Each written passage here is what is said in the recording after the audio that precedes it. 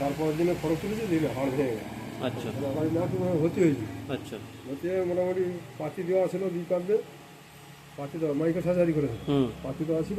পাতি বার করে নেওয়ার পরে বলেছে গরম জলের ভেতরে যেরকম সহ্য হবে হাতটা দেবে। ভিজে দেবে, দিয়ে চোখতে হবে, চোখতে হবে। কিন্তু আমার এই শিরা যখন এটা ধরে এরকম চাপতেছি, এই এখান থেকে শিরাগুলো ভেতরে 3-4টা শিরা ওই তোমার কেস হয়ে গেছে হাতটা টান ধরেছে, মানে হাতের মুড়োটা মারতে পারছে না। এনার পাড়া দেয় এই যে এটা, এই পাড়া 10-12 জায়গা কেটেছে, 15 জায়গা কেটেছে, মানে কাজে পুরো হাতটা পুরো শক্ত হয়ে গেছে। না ইনফেকশন হয়েছিল না তোমার ওই সেম এরকম মোড়ো হাত হাত মোড়ো এরকম এই তো এরকম সব আঙুল মুড়ছে না, এই হাত পুরো ছাড়াও, আঙুলগুলো ছাড়াও।